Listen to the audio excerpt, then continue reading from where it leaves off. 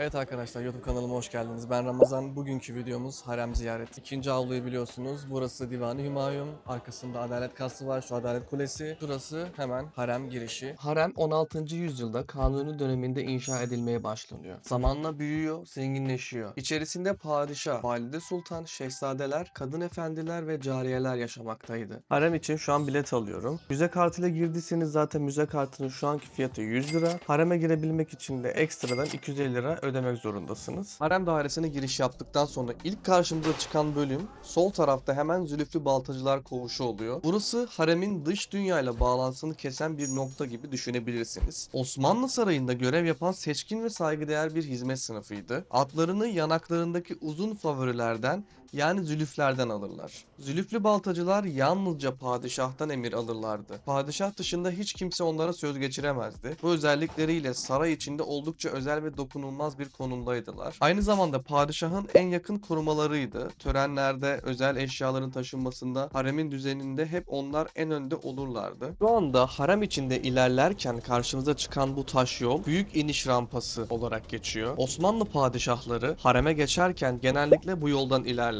At sırtında ya da tahterevanla rampaya çıkar, yukarıdaki özel dairelerine ulaşırdı. Şu anda bulunduğumuz yer Kara Ağaların Mescidi. Haremin içinde her şey çok sıkı kurallarla yönetilirdi. İşte bu düzenin başındaki en önemli kişilerden biri Kara Ağalar, yani hadım ağalar. Kara Ağalar özellikle siyahi kökenli hadım erkeklerdi. Osmanlı Sarayı'nda haremin güvenliğinden, düzeninden ve disiplininden sorumluydular. Dış dünya ile harem arasında kapıları sadece onlar açardı. Kim girer, kim çıkar, kimin hangi odaya geçmesine izin var, hepsini Kara Ağalar denetlerdi. Şimdi cariyeler koğuşuna giderken şu sol tarafımızda gördüğümüz tepsiler hadım ağaların cariyelere yemeklerini bıraktığı yer. Burada hadım ağalar yemekleri bırakır, ardından kapılar kapanır. Cariyeler ise yemekler geldi haberini aldıktan sonra burada kendilerine hazırlanan yemekleri alırlardı. Cariyelerin yemekleri işte buraya konurdu. Şu anda cariyeler taşlığına doğru ilerliyorum. Genç cariyeler burada yaşar ve eğitim görürdü. Hürrem Sultan da Kırım'dan saraya getirildiğinde ilk olarak bu taşlıkta kalmıştı. Osmanlı padişahının toplam 4 eşi olurdu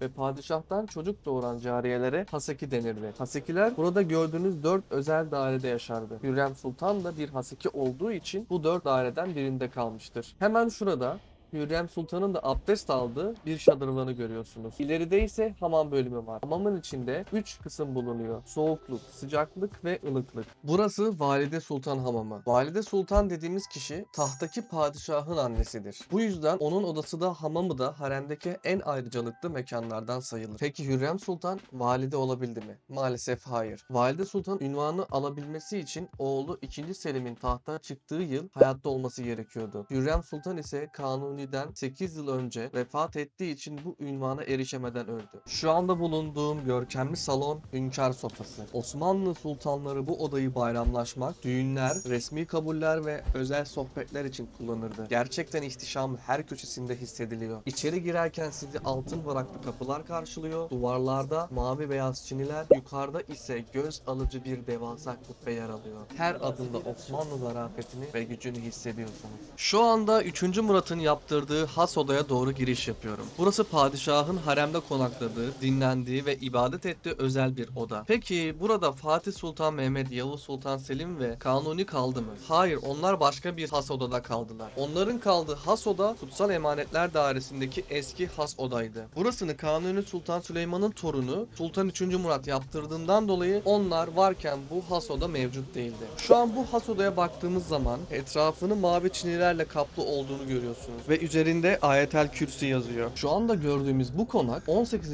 asırda 1. Abdülhamit tarafından yaptırılmıştır. O zamana kadar padişah ve ailesi daha önce gezdiğimiz taş temelli bölümlerde kalıyordu. Ancak o yapılar oldukça soğuktu. Bu konak Anadolu konakları tarzında ahşap olarak inşa edilmiştir. 1. Abdülhamit, 3. Selim, 2. Mahmut burada yaşamıştır. Daha sonra Dolmabahçe Sarayı yaptırılınca saray hayatı Dolmabahçe'ye taşınıyor. Burası haremdeki meşhur altın yol. Peki neden altın yol? Çünkü Çünkü padişah bu yoldan yürürken elindeki kese ile altınları saça saça ilerlerdi. Önce Endorunlu gençler yani erkek öğrenciler gelir bu altınları toplardı. Sonra erkekler çekilince yani hiçbir erkek kalmayınca kadınlar aynı yoldan geçer ve yere saçılan altınları toplardı. İşte bu gelenek yüzünden bu yola Altın Yol adı verilmiş. Şu anda karşınızda gördüğünüz bu merdiven inanılmaz bir tarihi olaya tanıklık etmiş. Bu merdivenin adı Cevri Kalfa Merdiveni. Peki neden bu isim verilmiş? Şehzade II. Mahmut bir isyan sırasında öldürülmek istenir. Tam o sırada haremin cesur kadın kalfalarından Cevri Kalfa mangaldaki kızgın külleri isyancıların yüzüne savurarak zaman kazandırır. Bu sayede II. Mahmut kaçar ve hayatta kalır. Daha sonra tahta çıkar ve onu kurtaran Cevri Kalfa'ya minnet gösterir. Onu hazinedarbaşı yapar ve Çamlıca'da büyük bir arazi vererek köşk yaptırır. İşte bu merdiven sadece taş değil bir kahramanın simgesi. Evet arkadaşlar şu an haremden çıktım. Hareme ikinci avludan giriyorsunuz ve üçüncü avludan çıkıyorsunuz. Onu karıştırmayalım. Bu videonun da sonuna geldik. Umarım videoyu beğenmişsinizdir. Herkese iyi günler diliyorum. Mutlu, sağlıcakla kalın.